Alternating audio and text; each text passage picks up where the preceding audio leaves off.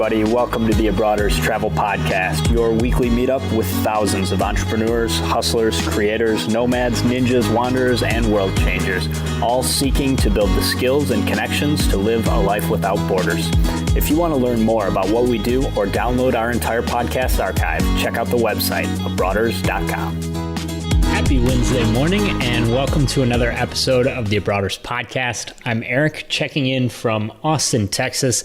AJ is taking a well-deserved break this week, so it is just you and me. This is episode 176. Today I've got quite a bit as far as news and updates, so I'm going to run through that first. I will give a quick summary here of the headlines, and then for Cork Content today, I'm going to take you guys through my recent experience booking a ticket. It was a pretty complicated itinerary. It has to do mostly with American Airlines miles, but I'm also did some consideration of Alaska, Amex points, Citi points, and Chase points as well. So I just wanted to take you guys through the logic. Fair warning, this does get into the weeds a little bit. So if you're just sort of generally interested in points and miles, you might not want to follow along with all of this, but hopefully the strategy stuff will be helpful for some of you. So that'll be at the end of the show. For this week's headlines, we've got quite a bit of news. So we're going to talk a little bit about some changes to the Chase Sapphire Reserve card. They've made an adjustment to the travel credit. So we'll explain how that works. American has made a big change to their 24-hour refund policy, which is actually going to be a positive change. So really good news on that front. Some new quirks with Southwest's new reservation system. So we'll cover that and what you need to know to make sure that you can still change Southwest flights without incurring any penalties. No big issues there, but there's a few things you want to know.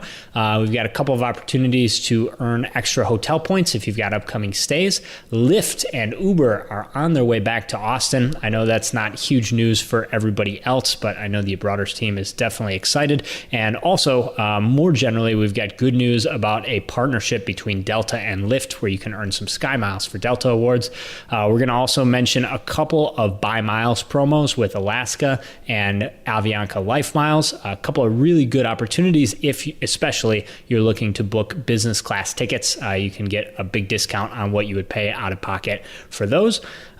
Big story this week, the Europe travel ban is not going to be implemented as far as being able to bring laptop computers and tablets on flights from Europe to the United States. Looks like the Trump administration has backed down on that with a lot of feedback from the European Travel Administration and their safety authorities. So really good news in terms of just quality of experience and not having to worry about checking your laptop into the hold. So I'll touch on that a little bit. We've got a lot of award availability on American Airlines to Europe, and so I'll talk about how to find that and a couple of different listener questions and a couple of reminders about credit card sign-up bonuses that are going to be expiring sometime soon. All right, so that's the rundown. Let's get into it. We're going to start out with the changes to the Chase Sapphire Reserve. This is not a super huge deal for folks that already have the card, but for new applications, this does take out a little bit of the value you can get for the first year. So traditionally, the high annual fee cards like the Chase Sapphire Reserve, the Amex Platinum Card, Business and Personal version, and the Citi Prestige base their airline fee credits on an annual cycle. So a calendar year, essentially, where if you apply for the card in July, you can get the $200, $250, or $300 credit, depending on which card you have, between the date you open the card and December 31st, and then you can get another one before your annual fee comes up. So in other words, with the Sapphire Reserve card, there's a $300 generic travel credit, which is super easy to use. And originally, when you applied for this card, you could actually get $600 worth of travel fees refunded to your card before you have to pay your second annual fee. So essentially wiping out that annual fee for the first year. Unfortunately, Chase, for applications after May 21st, so we're already outside the deadline for this, they are now making the annual fee credit for the $300 amount is going to be based on the card member year rather than the calendar year. So in other words, if you open the card in July, you get one $300 credit from July until July of the next year, rather than one between July and December and one between January and July. So the first year is a little bit less advantageous with the Sapphire Reserve card. Still a really high quality card and a valuable sign-up bonus with 50,000 points if you're interested in lounge access, but something to be aware of. The ship has unfortunately sailed on that one. It was a pretty short notice thing that they made that change. So now it's just going to be at the max. The most you can get per annual fee in terms of credit is going to be $300 on that card. Fortunately, I haven't heard anything from Citi or Amex about their high annual fee cards changing to card member year rather than calendar year. Okay, next up, we've got a slight change, but could be really important for American Airlines for their paid ticket refund policy. So typically, the FAA requires that airlines give you the ability to cancel a paid ticket reservation that's made at least 7 days in advance within 24 hours of the booking. So in other words, if you book a ticket, as long as you're not booking less than 7 days before departure, you've got a 24-hour window where you can cancel that ticket and there are no fees. The airlines aren't allowed to charge them for you. Now, American Airlines historically got around that by offering 24-hour holds rather than the refund policy. And so with paid tickets, you weren't actually able to buy the ticket and then get a refund if you changed your mind. Instead, you needed to hold the ticket and then confirm it. So the hold sort of replaced that 24-hour refund, which was a pain to remember, number one, and just, frankly, not quite as customer friendly as being able to buy the ticket and refund it if something goes wrong and you need to change it. Well, American has updated this policy, and so now they're going to let you cancel tickets within 24 hours of when you book, as long as your reservation is ticketed at least 2 days prior to departure, rather than the previous requirement of 7 days. So this is really good news. This is definitely going to be helpful. It is only for tickets that are booked directly through American. So this creates a dynamic where if you often book through online travel agencies like Orbitz or Expedia, those ones are still going to follow the FAA requirement of 7 days being the minimum number of days prior to booking, after which you're entitled to that 24-hour window. So in other words, if you book a ticket on American Airlines, but you use Expedia's website and you book 6 days in advance, you don't have your 24-hour grace period. If you book 3 days in advance through AA.com, you've still got that grace period. So I thought I'd update that. They still have 5-day award holds, which I'm going to get to a little bit later in this episode when I talk about my booking experience with American. It's one of the most generous hold policies for award tickets that's out there. But this is definitely good news on the 24-hour refund policy for paid tickets. If you're under 7 days but more than 2 from departure, make sure you book through AA.com and you've got that 24-hour cancellation window. Next up, we've got a minor change with Southwest's reservation system.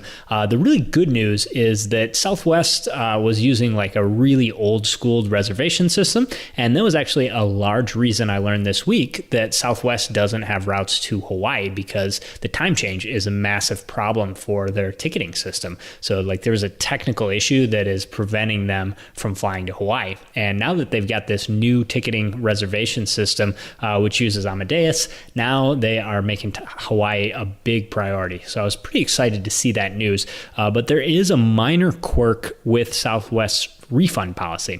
Now, as a quick refresher, Southwest is one of the most generous airlines with award tickets. If you book an award ticket and you cancel anytime, I guess more than like an hour, or I think it might even be like more than 10 minutes before departure, you've got full refund of your award ticket. They just put the points back in your account. They refund the taxes and fees. It's just by far the most generous award program out there for refundable tickets. But with cash fares, Southwest, generally with their want to get away fares, allows you to get a full refund of your ticket. And they just basically, you don't get the cash back, but they give you a credit towards the purchase of future flights. And so what's happened with this new reservation system is that Southwest is sort of displaying like a warning on the site that if you make a change to one of your tickets that you book for cash, you lose the ability to get that ticket refunded. And so the key takeaway here is what you need to do is instead of making a change to your existing ticket, you need to cancel the ticket, get the refund, and then book a new ticket, which will have the regular refunding rule. So essentially, they've just got a problem with the new system making a change to an existing ticket rather than refunding it and then booking a new one is creating problems where the new adjusted ticket that you've modified no longer can get a refund. So just be careful. Southwest website does a nice job of explaining this, so I don't think there's like a huge risk of a big, oh crap, I screwed up, but just be aware that it's something new with their rollout of their new reservation system. And if you need to make changes, it's better to cancel and rebook rather than try and change your ticket. Okay, next up, we've got a couple of opportunities to earn points with hotel stays. There is a promo going on right now with Amex Platinum where you can get 7,500 bonus points, Hilton Honors points with your next stay at Hilton. The promotion is running from now until August 7th, so you need to check out before the 7th to be eligible for the bonus. Eligible stays need to be at least 2 nights, and you do need to register for the promotion. So we're going to have the link here in the show notes, abroaders.com/176 with the link for that. Nothing to really change your strategy as far as which hotels you're going to book at, but if you do have the Amex Platinum card, it means you've got gold status with Hilton, which is a great deal. It gives you a lot of nice benefits, including club level access and free breakfast. So if you get an opportunity, this is a nice way to tack on a few extra Hilton Honors points. Next promo is another one that wouldn't change my booking behavior at all, but I am planning a trip to Dublin with my mom and sister coming up this fall. So it's one that got my attention. This is May 11th through July 31st. If you stay 2 nights with a hotels in the Choice Hotels portfolio, you get 8,000 bonus points just as an extra add-on. You do need to stay at least 2 nights, but that's probably worth like $50. And you can also turn those points into a gift card, but there's probably just as good a value using them for future stays. Registration is required, but if you've got stays between now and July 31st, and Choice Hotels is one of the ones that's reasonably priced and fits your needs, this is a super easy registration, so definitely worth doing. Grab at least a $50 gift card, or if you want, turn those points into $50 or more in savings on an upcoming hotel stay. Okay, so next up, we've got an exciting announcement from Delta and Lyft. They've got a partnership going on, which is going to be pretty similar to the Starwood Preferred Guests and Uber promotion. So for those not familiar, if you link up your Uber and SPG accounts, you get 1 star point per $2 spent on Uber. Used to actually be a little bit better than that, but they devalued the earning rate earlier this year. And if you happen to be staying at an SPG hotel, you flip the fraction upside down, so you get 2 star points for every $1 spent with Uber. So it's 4x the earning rate while you're staying at the hotel, which is kind of nice because sometimes that's going to be when you're using Uber the most. So that's a pretty awesome deal. And right now we've got Lyft setting up this deal with Delta. Now, first of all, Delta doesn't even compare in terms of value with Starwood Preferred Guests. So if I had a choice between earning a SPG point for every $2 on Uber or 1 Sky Mile for every $1 on Lyft, I'd still take SPG. But I do like Lyft a lot more than Uber just because they seem to have at least the baseline of ethics that Uber just doesn't seem to care about. So this could be a pretty awesome opportunity if you just don't like Uber or Lyft is just as convenient. And at the very least, it's free mile. So we're talking about 1 mile per $1 spent on Lyft for airport rides for a limited time. Which I'm not sure how limited, how long it's going to be, but it's going to be $3 miles per $1 spent on rides to and from the airport. So hopefully that's helpful for some folks. And also, if you haven't signed up for Lyft, you do get a $20 credit broken down into 2 different $10 Lyft rides if you sign up. So the URL I'm going to link up in the show notes, but it's deltalyft.com. That's where you can link up your Sky Miles account with your Lyft account and get registered so that you earn those free points for spend that you're planning on doing anyways. Okay, next up, we've got two different buy miles promos. I'm going to run through these quick. The Alaska miles one breaks down to a tiered promo where the maximum value you can get is about 1.97, so just under 2 cents per point in the price of purchasing miles. It's just basically tiered out, so you get a 20% bonus if you buy less than 20,000 miles, 35% if you buy less than 50, and if you buy 50 to 60,000 miles, you get a 50% bonus. Now, the 50% bonus is the highest that it's been, I think, ever, at least that I remember seeing with Alaska miles. Alaska is super valuable because you get a stopover on one-way flights. I'm actually going to explain later in today's episode why that didn't work out for me with the plan I had from South America to the U.S., hoping to stop in Mexico. So it's not 100% any place you want to stop. There are some restrictions. So check out the breakdown in the Cork Content today if you want more detail about that. But bottom line, there are some great deals to be had. One way to Asia from the U.S. on Cathay Pacific in business class, you're looking at a price of about $985 to buy enough miles to get that one-way business class ticket. That's definitely a lot cheaper than you're going to buy a one-way on Cathay for cash. Same idea, under $1,000 for a one-way to Japan if you're using American Airlines, or one-way to Korea. There's one way to Asia in first class is going to run like roughly $1,300 to $1,400. Australia and New Zealand, same range, $1,300 to $1,400 in Qantas first class. That is, of course, if you can find availability on Qantas. So there's a bunch of really good deals that are possible with this buy miles promo from Alaska. Just make sure that you've got the award availability pinned down before you buy any of these points. One other thing to be aware of is you do not get an airline bonus if your credit card, for example, at Chase Sapphire Reserve earns 3x on travel. Points.com is not processed as an airline or even as just a general travel category. So you're not going to get any category bonus on the spend purchasing those miles, but definitely could be a good opportunity. The other one that I wanted to mention is Life Miles. So that's Avianca's program. They are a Star Alliance program, and there's currently an offer for 1 mile at a time readers. That's Lucky over at the 1 Mile at a Time blog. He's a really good guy, provides a lot of great content, and it looks like he's got this promo. The deadline to get registered is May 29th, so you've got the rest of this week and a few days over the weekend. You need to buy the miles by May 30th. Same kind of idea. The miles are cheaper in terms of cents per point. We're looking at 1.375 cents per point, but these miles are also a little less valuable. So just to put it in perspective, a one-way ANA first class from the U.S. to Japan, you're looking at about $1,250, so $1,250. Business class between the U.S. and Europe will run you just under $900 as a one-way using Life Miles. So again, if the award availability is there and you want to make sure that's the case before you buy the miles, it's definitely a great way to potentially get a huge discount on a business or first class ticket. Probably wouldn't recommend this for coach unless airfares are super high and the award availability is there. All right, so next up, a couple of notes on booking travel. As I mentioned at the top of the show, not much else to say about the electronics ban other than the fact that it looks like this is not going to be the case. So I know I definitely breathed a big sigh of relief seeing this news. I don't necessarily trust that it's something like this isn't going to happen sometime in the future, but I think it's a really good thing. And hopefully they figure out how to put more useful security things in place that make sure that nobody sneaks a bomb onto a plane in a laptop computer.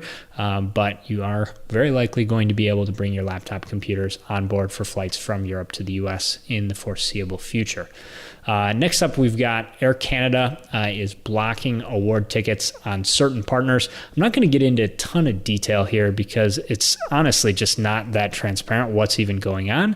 But Swiss Airlines, which is part of the Lufthansa group, they're a Star Alliance partner through Aeroplan, and the bottom line is you can just book these tickets really easily on United, and you can book them really easily through ANA. And for whatever reason, Aeroplan is blocking those seats. So if you have Amex points especially, or if you have Aeroplan miles, be aware that there are some new restrictions here on what's being put into the award availability that's bookable with those miles.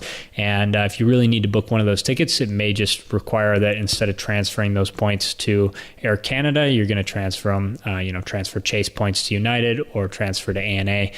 So it's disappointing for sure because Aeroplan allows one-way tickets, whereas the other big Star Alliance partner of Amex membership rewards is ANA, and you have to have round trips for those. So it's definitely customer unfriendly here, but there's lots of other award availability that hasn't been affected. So right now it looks like this is just for flights operated by Swiss Airlines. And so, if you're able to use a different Star Alliance partner on your travel to Europe, you should be just fine. But I'll put a link in the show notes for more information on that. On the plus side, we've got wide open business class availability between the US and Europe on American Airlines. That is relatively rare. The flights are basically in off season. So this is not going to be summer award availability, but there's a lot of opportunities starting in October of this fall and going through next April. So if you do have an off-season trip planned to Europe, this could be a really nice time to use your American Airlines miles. This was published on The Points Guy, as well as a couple of other blogs picked it up. So this is probably the type of thing that you don't want to wait too long to book if it's something of interest and you definitely have solid travel plans. I'd go sooner rather than later. That's going to do it for the booking travel stuff. A couple of fast reminders. So a new Delta SkyMiles bonus is out for the Amex cards. So this is going to be the Amex Gold SkyMiles card and the Amex Platinum. They're offering 60,000 and 70,000 points each. Pretty good sign-up bonuses, definitely towards the higher end of what's normal. A lot of times you'll see 30,000 point bonuses or 40,000 point bonuses for these cards. I also just truly still really hate Delta SkyMiles. I've had a ton of trouble using them. They are valuable for some regions, but this is not honestly a credit card sign-up bonus that I'm nearly as excited about as I was a year ago, because the availability has just been really challenging, and especially with some of the new things that they've done with partners. I'd love to hear back from you guys if there are folks that have found niche, really good ways to use Delta SkyMiles. They do come in handy, but I find myself checking Delta every time first, just because if there's any way to use them at a good value, I use them first because they're the hardest. So anyways, the deals are not bad, especially if you've got a lot of other cards, and this is sort of one that's left over that you're eligible for. It's 70,000 miles after 5,000 spend in the first 4 months on the Delta Platinum card, so a little bit different. Annual fee of $195 is not waived. And then for the Gold card, it's 60,000 after 3,000 in purchases on the first 4 months as well.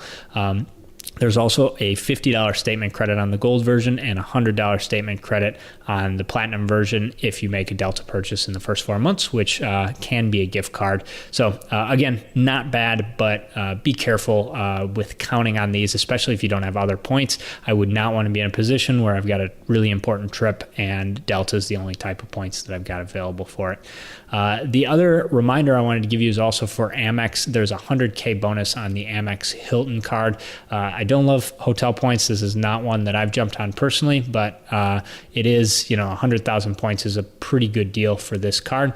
And the nice thing about this card is you get a free weekend night valid at any hotel, any Hilton Honors hotel on your anniversary year. So this is the kind of card that the $75 annual fee is pretty easy to justify over the long term because you're getting a free night every year. So as long as you stay at one Hilton hotel, and this is the kind of card that's just great to get one time and get a nice sign-up bonus and then just put it in a drawer and only use it when you spend money at a Hilton hotel, and you get some pretty good earning rates on that. So if I were not trying to protect my 524 status and just slow down on card applications for the moment, this is one that I would consider.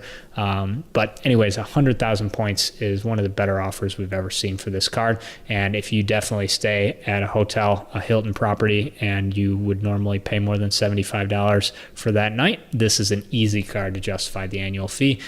So definitely worth keeping in mind. And the sign-up bonus ends on this guy in just a few days. I believe this is the end of the month. May 31st is the last day to get that increased sign-up bonus, so you've got just about a week left. All right, so before we get into the core content with my experience booking my crazy itinerary, I got a couple of listener emails that I wanted to share with you guys. First one is pretty quick and easy, but really valued this this exchange that I had with Shannon. So Shannon wrote in, she is an Abroaders member. She's got an account set up with her travel companion, Neil. And when she signed up for her Abroaders account, Neil had actually just already recently opened a Citi Platinum Select card, so the personal version of the Citi American Airlines card. But unfortunately, he opened it right before the bonus went up from 50,000 miles to 60,000 miles. And so Shannon reached out to just see if there was anything she can do to increase that bonus. For those of you that have listened for a long time, the kind of standard advice is that most banks are going to honor the better offer if you give them a call and ask for it. And so I kind of gave her just like a really simple, oh yeah, no problem. Just have Neil call the number on the back of the card. They should totally bump him up. And she came back with another email that was like, oh, I'm super disappointed. He tried, it didn't work. The agent said no, or the agent like asked for a bunch of additional detail. And that's something that doesn't seem to happen very much, at least with the feedback that I hear from people. So Neil just must have been very unlucky about the particular person that he caught on the phone. But fortunately, Shannon and Neil had the don't give up attitude. I wrote back saying, like, trust me, like a supervisor's going to fix this. Like we've already had like 3 other people say that this worked for them. And when she wrote back, she had like the offer in front of her, could say, oh, it's like public online. Here's where it is. And they bumped Neil up to the better bonus. So Shannon, congratulations. I hope that those extra 10,000 miles come in handy for you and Neil. And thank you so much for sharing the story. Next up is an email from Emily, and I really appreciate this feedback. She gave me a pretty long story about what happened with her bag on a recent flight that she booked through American Airlines to Peru. And it turned out that her checked bag got lost at her transfer point of JFK. So she flew from somewhere else in the US, transferred at JFK to a LATAM flight. So that is LAN Airlines, and then the TAM part is from Brazil. So this is a LAN-operated flight, and for whatever reason, they just didn't transfer her bag. And it was a huge pain. She had like hiking boots. She was doing the Inca Trail. So like super excited for this trip. And then her bag just doesn't show up. And naturally, American Airlines, lots of airlines are just not good at this as far as dealing with recovering bags. And so I wanted to bring this up because fortunately this is a happy story.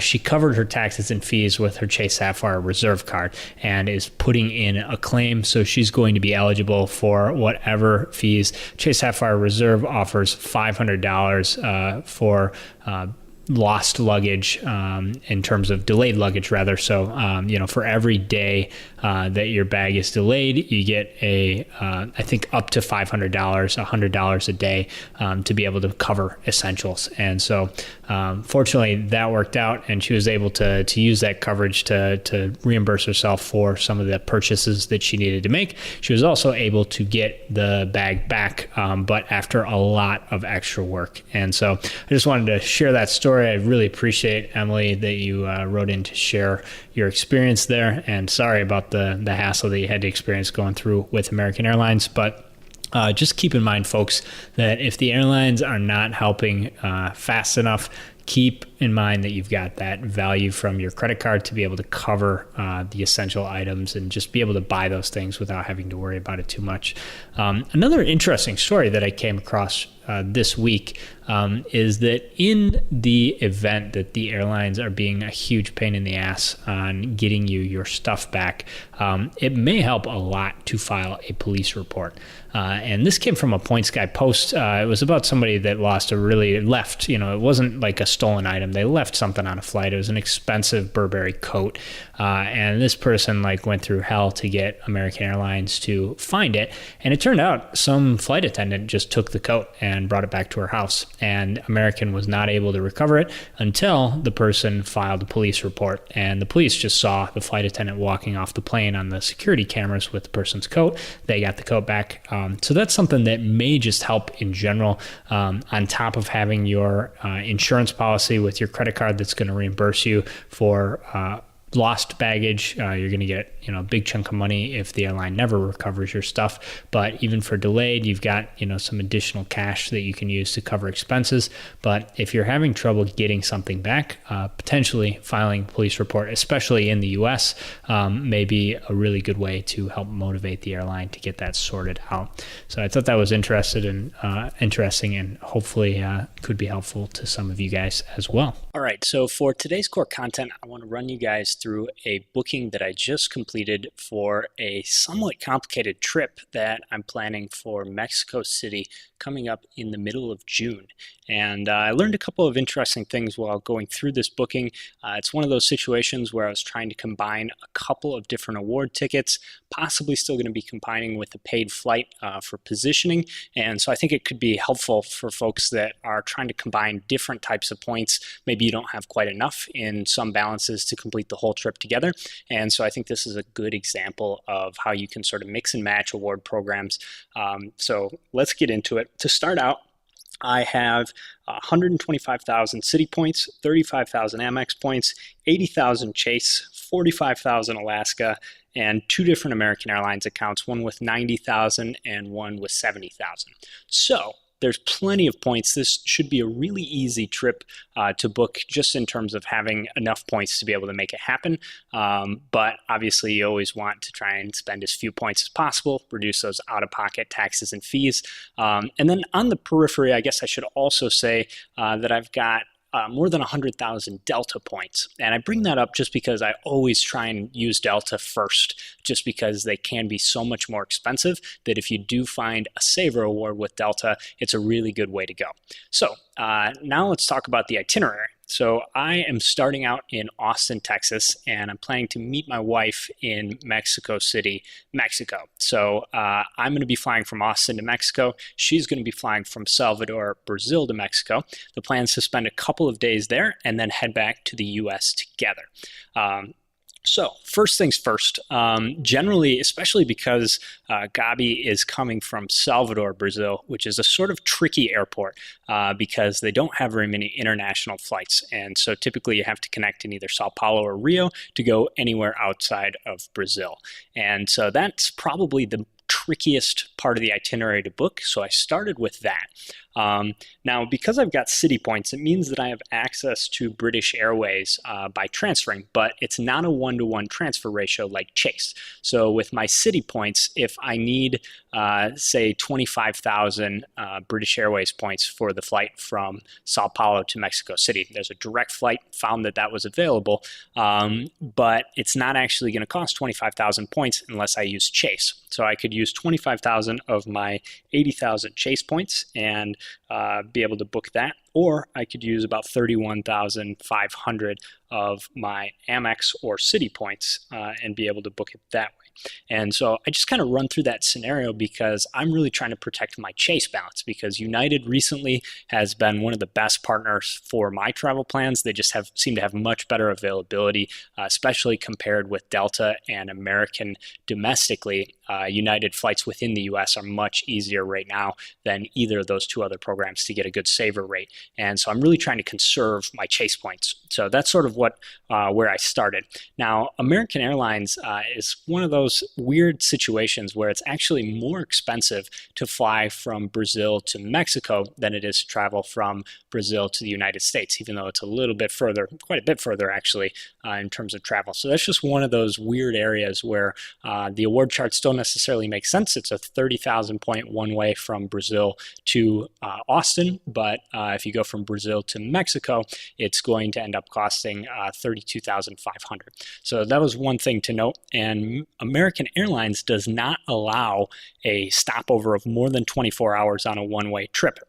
And they also tend to charge, even if you keep the stopover under 24 hours, because Mexico is a different region than Brazil and the United States, you're transiting a third region, and American forces you to break up the award tickets. And so in that case, you'd have to pay the 31,500 points from Brazil to Mexico. And then on top of that, you'd have to pay 15,000 points from Mexico to the US one way, even if you keep the stopover under 24 hours. So that's really important to know.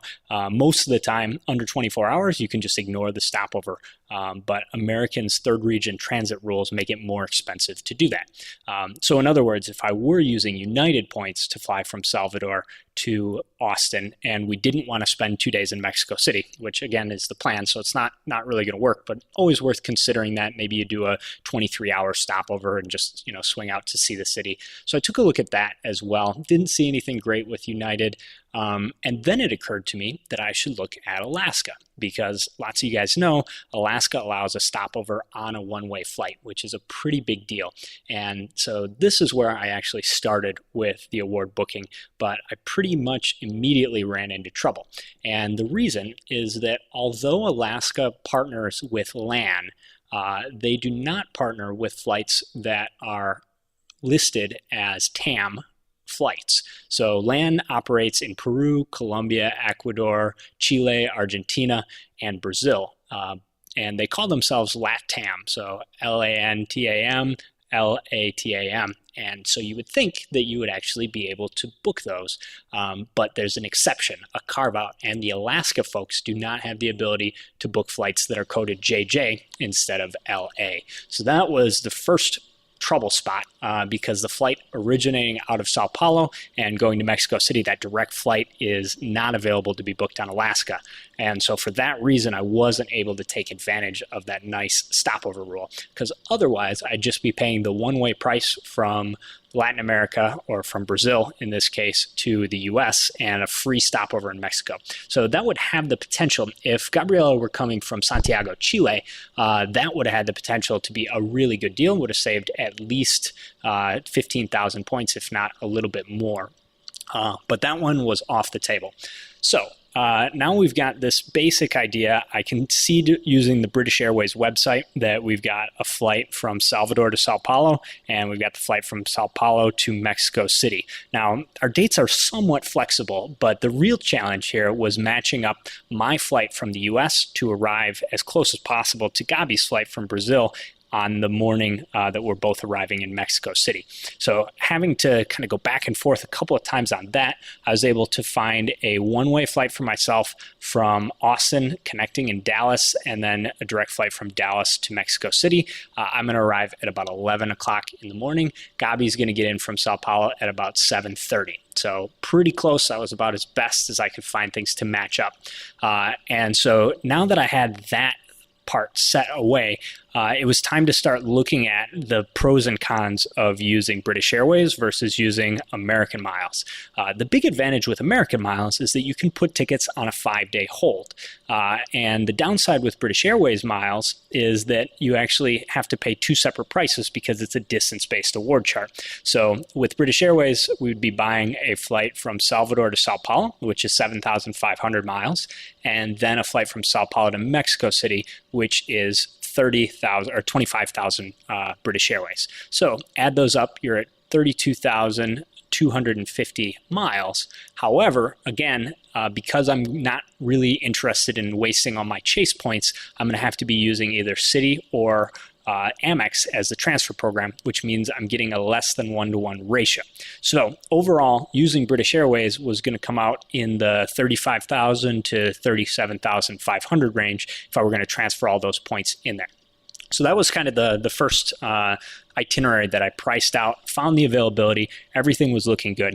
But I realized that for 32,500 American miles, without doing any transfer, I could potentially get both the flight from Salvador to Sao Paulo and the flight from Sao Paulo to Mexico City. By comparing those, I got to maintain my balances in the transferable currencies. I didn't have to waste Amex points, and I didn't have to waste Citi Thankyou points, and I could conserve my Chase points. And since American Airlines miles are already stranded and somewhat plentiful, and when I say stranded, I just mean, they're stuck in American's program. I can't move them anywhere else. So if I've got a good opportunity to use them, I tend to want to use airline-specific miles before I use any transferable points. So onward to the hotel search. Now I've got an estimated date. I think we've got it coordinated here where I can get in on the afternoon of the 22nd, and we're both in Mexico City. And so now it's time to start looking at hotels. Whenever I look at hotels, my favorite tool by far is Hotel Hustle, which is a free website that was built by Seth Miller, the Wandering Aramean. And it's just really a helpful website because it lets you look at all the major hotel chains, and you search by a geography. So you can enter an airport code or enter a city name, and it gives you a little bubble sort of map spots for all of the different properties, and it tells you how much it's going to cost in points and what the cash rate is. And that's really valuable to see together on one screen because it also helps you see what your total cents per point are going to be. Now, hotel points typically are not as valuable as airline miles. And so you got to keep in mind that generally your cents per point, if you get, above 1.5 cents per point, you're doing really, really well. Now, the hotel I was looking at is the Marriott Courtyard, which is attached to the international terminal at Mexico City Airport. I also considered taking a look at the Holiday Inn, which is downtown. But because Mexico City, the airport's only about 15 minutes outside of downtown, we'll see how friendly that is with traffic. But it's reasonably close so that you can sort of commute to the city, have a nice day. And because we're going to have, quite a few bags, it just didn't seem to make sense to leave the airport, take a cab downtown, get everything transferred to a downtown hotel, and especially because the flight out from Mexico City is at 6 a.m. So we opted that we really wanted to stay at the airport in Mexico City. And looking at that Courtyard by Marriott, it was going to be 15,000 points per night. Now, right now, I've got 4,100 Starwood Preferred Guest points. Now, Starwood transfers to Marriott at a 1-to-3 ratio. So 5,000 5,000 Starwood points transfers into 15,000 Marriott points, and those you can move back and forth freely. So there's no one-way directionality there. So all I needed to do is get 15,000 points per night. However, we want to stay 2 nights. The game plan is to arrive on the 22nd and depart on the 24th. And so that was going to be a little bit more of a challenge from a points perspective. Now, the paid nights at this hotel are about $170. So that's definitely out of the range of what I wanted to pay in cash, especially if I were going to have to pay for 2 nights. It's just more expensive than is really in my budget for the trip.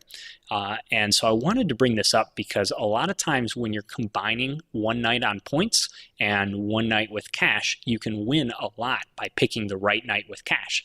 And it turned out that one of the 2 nights that I wanted to stay at the Mexico City Airport, the paid rate was only $100, $106 instead of $170 something dollars.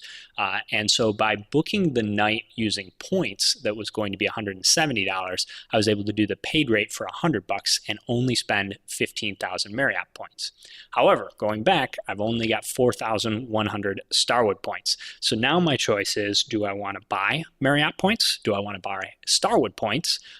Or is there a way I can transfer points to get the reward I wanted? So I immediately checked the prices. If I transferred my 4,000 SPG points, that's 12,000 Marriott. So I either need an additional 3,000 Marriott points or an additional 1,000 SPG points, which will turn into 3,000 Marriott points. So I checked the prices.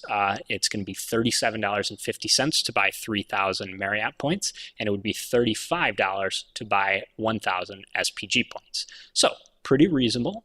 Could be worthwhile, but I ended up deciding to do neither of those, and I transferred 3,000 Amex points over to Starwood Preferred Guests. 3,000 Amex points, and 3,000 Amex points comes out to 999 SPG. So generally, this is a really bad deal, a 3-to-1 ratio. So it takes 3 Amex points to get 1 SPG. That's not usually a great deal. But Again, I could have used my Chase points, but that would have cost me 3,000 Chase points to get 3,000 Marriott points. Those are a 1-to-1 ratio. And so instead, because my Amex balance is a little bit less valuable to me, I decided to do Amex. And I've got the ability to earn more Amex points because we do a little bit of ad spend on Facebook and Google AdWords, and we have the American Express Business Rewards Gold Card, which earns 3x on ad spend. So overall, it's a little easier for AJ and I at Abroaders to be able to earn more Amex points. And the Chase points, because we don't have the Inc. Business Inc. Business Preferred Card, which also earns 3x on ad spend, those Chase points are not rolling in quite as fast as the Amex.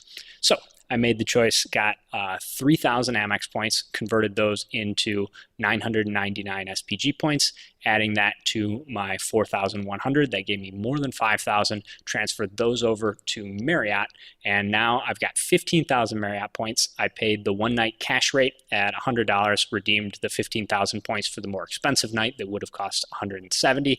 So now I am at $106 in out-of-pocket expense for 2 nights at the hotel in Mexico City. I've got a American Airlines reservation on hold for myself to get from Austin to Mexico City, and there's a 5-day hold there. And then I went back and called up American to book Gabi's flight from Salvador to Mexico City. And this is where the problem started. So one thing to be aware of is, in general, you can use other websites. I was using British Airways website to look up availability on TAM, on Brazil's carrier that operates both the flight from Salvador to Sao Paulo and from Sao Paulo to Mexico City. And what I ran into when I went to make the phone call, because you can't book that online with American Airlines, so I had to book by phone, called up American, pretty reasonable hold time. This was Sunday afternoon at about 6 o'clock Eastern time. Called up American, and between the time that I had originally found the flights and the time I called, somebody else had booked the last seat on the connecting flight from Salvador to Sao Paulo. And so the reason I wanted to bring this up is there's an important strategy move here that can protect me and give me a chance to still get that flight. Because a lot of times somebody just puts that seat on hold in some way or just takes it out of active inventory, but they don't end up completing their booking. And so this happens, like, say somebody else was trying to book that flight from Salvador to Sao Paulo, and they were on the phone with American at the same time as I was, and their phone agent grabbed the flight before mine did. Well, maybe that person didn't end up booking that. Maybe they just put it on a 5-day hold. And so it's possible that that flight will still come back into availability. However, American's rules are a little bit unique. Because they give you a 5-day hold, they do not give you the free 24-hour grace period. So if I confirm this ticket now, the only flight that I can get at the saver level is Sao Paulo to Mexico City. And because it's with American, which is a zone-based chart, that's going to be the same price as including the Salvador flight as well. So in other words, if that flight from Salvador to Sao Paulo is available, it's going to be free, and I can include it at no additional cost in my itinerary, but it's not there right now. And so the play is to put this itinerary on hold for 5 days and hope that that flight comes back. Because if I confirm it, there's no free change, even if I see the flight within 24 hours. So that's where I ended up. At this point, I've got a flight on hold for Gabi from Sao Paulo to Mexico City, and I've got 5 days to see if that other flight shows up, and we can just add that into the itinerary for free before I confirm the ticket. So I got 5 days there. I've got the hotel confirmed, and that's really nice because you can cancel up until the last day. So if something falls through for whatever reason and we end up having to change our plans, I can still get the points back and the cash back for the hotel booking. And then I've got the flight for myself from Austin to Mexico City on hold to arrive the same day as Gabi's arriving. And then I've got a flight for 2 from Mexico City back to Austin 2 days after we arrive in Mexico. So everything is all set. It's on hold. And hopefully that's helpful. I know it's kind of a complicated booking, but it turns out, that by doing it this way, I was able to really conserve a bunch of my transferable points. I was able to use some American miles that I haven't had a good chance to use recently. And knowing that I've got plans to travel to Europe coming up, I know that American miles are probably going to be a little bit harder to use for Europe because most of the availability is often on British Airways, which has super high taxes and fees for travel from the US to Europe. So it made a lot of sense to use a bunch of American miles on this itinerary. Overall, it comes out to $32,500 for Gabi to get to Mexico City, $15,000 for me to get from Austin to Mexico City, and then an additional $30,000 for us both to get back. All right, so at this point, I'm pretty excited because I've been working on this probably for like 2.5, 3 hours, made a couple of phone calls, and at this point, I've got everything on hold or confirmed. So I've finally gotten out of the danger zone where you can lose one of the flights or something like that. So the only thing that's up in the air here is whether I'm going to have to buy one of the flights for about $80 to position to Sao Paulo. However, I would not be a very good expert in using points and miles if I didn't check my work. And a big part of the way you should always wrap up an award booking process is by checking out the paid flights. So now it's time for me to see how I did. And I actually, when I set up that reservation with American Airlines by phone, so the one that I put on hold from Sao Paulo to Mexico City, I didn't remember to ask the agent to quote me the cost in taxes and fees. And so I wanted to share a quick little strategy that you can use to find out taxes and fees. And this should be pretty accurate. So I know which flights that I have on hold here. And the best way to find out taxes and fees is to use the ITA Matrix software. It's basically the underlying framework that powers Google Flights. It's a little bit slower, a little bit less snazzy interface, but it does provide you a lot more information about how the fares are put together. So I plugged in the flights that I'm considering redeeming those American miles. So that's Salvador to Sao Paulo to Mexico City. And what's really nice is it breaks out those taxes and fees. So from that, I was able to see there's one tax of $9, one of $34.50, and one of $26.62. So altogether, that means that it's going to be about $70 in taxes and fees for that itinerary. And so this is what I want to use to go through and compare head to head how many cents per point I'm getting or whether I'm getting a good deal essentially by redeeming points. So the trip from Brazil to Mexico City is going to be 32,500 points and $70 in taxes and fees. Now that's assuming that I can get the award availability on the short flight. Otherwise, increase the taxes and fees or the out-of-pocket expense by about $85 for that paid segment. Second one is my trip from Austin to Mexico City. That's 15,000 American miles plus $32 in taxes and fees. And then for our combined flight from Mexico City back to Austin together for two people, that's 30,000 or 15 each and $133.50. So altogether, we'd be looking at 77,500 American Airlines miles and $236.12 in taxes and fees. So that's all three itineraries combined.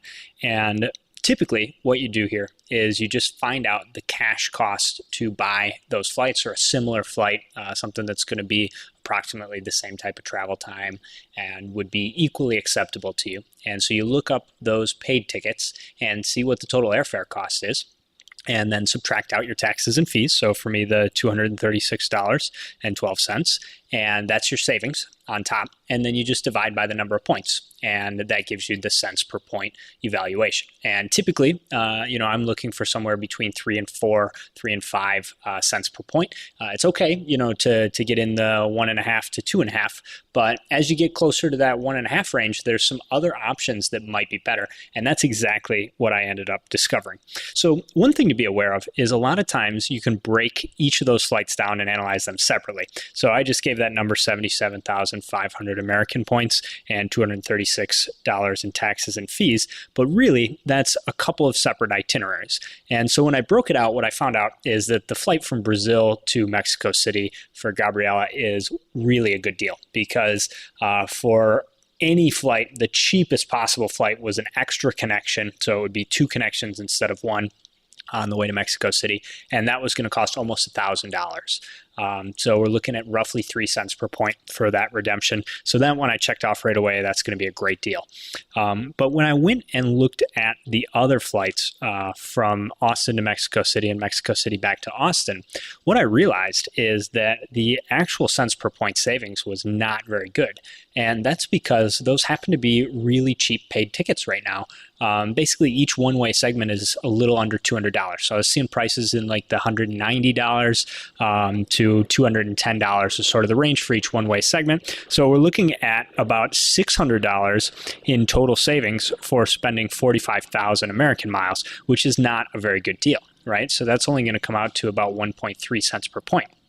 Now, what I ended up realizing is that because I have the Citi Prestige card, I have the ability to redeem on American Airlines operated flights at 1.6 cents per point.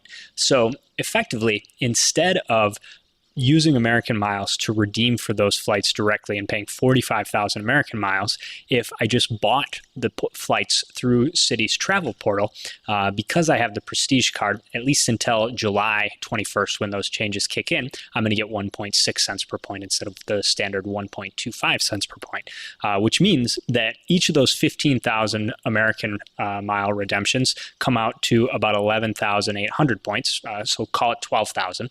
So by booking all three using my Citi points, I was actually able to save 3,000 points per flight. So now two different types of currencies, so not exactly a head-to-head comparison, but I'm saving almost 10,000 points. And I'm also going to be saving $166 in taxes and fees, because when you redeem points as cash through either Amex, Citi, or Chase, you don't have to pay the taxes and fees. That's already rolled into the price and mileage. So essentially for 12,000 miles each segment, I was able to wipe out those flights, and the taxes and fees are going to be zero because it's already included. And on top of that, we're going to earn miles for those flights because as far as American Airlines is concerned, it's a purchased ticket, so a revenue airfare. And it actually brings up a whole separate thing that we don't have time to get into this time, because it's going to use their special fares award chart for earning, which means essentially with normal purchase tickets through American Airlines, you're going to earn, if you have no elite status, you're going to earn 5 points or 5 American miles per dollar spent. But because this is booked through Citi, it falls under this special fares code, which means we actually get to earn miles based on distance rather than based on the amount of money spent. So in other words, the fact that it's a super cheap ticket doesn't hurt me in this case because the distance between Mexico City and Austin is always going to be the same. And so this turned out to be a really nice deal. Save 10,000 miles, save $166, and earn, I think, what's going to come out to about 2,000 miles for me for the round trip. And since Gabi's only taking travel one way, I think it's going to be about 1,000 American miles there. So overall, a much better deal. And it's just a super simple thing to check. And so I haven't actually confirmed those flights. I'm going to give it another day or so, just make sure I continue to check my work and make sure everything's good. That's the nice thing about the American Airlines hold, is I've got all those flights on hold for 5 days. So I have until the end of next week to be able to book and confirm everything. But hopefully that was helpful. I know that was a lot of information, kind of a deep dive, but I know that we get lots of questions about those types of challenging itineraries, especially situations where you're meeting up with another traveler who's coming from a different place, or there's paid positioning flights involved, there's more than one award ticket involved, and it's just really easy to miss those types of things. So if you've got an itinerary that you think is a good example of one of these tricky to validate and really determine whether you're getting the best deal, or maybe you've got multiple options to use either Chase points or Amex and you're not sure which ones you should hang on to, those are really good questions, and we would love to field those and answer them on the podcast. So please write in, share your booking story, and also would love to hear success stories on how you've been able to use points effectively to save a bunch on travel. I hope you guys enjoyed this week's show. AJ and I will be back next week, 8 a.m. Eastern Standard. Hey, brothers, don't be shy. Hop over to the website and join our email list for exclusive travel hacking content. If you like what we're up to, the best way you can support the show is by leaving us a 5-star review on iTunes. Lastly, we would love to hear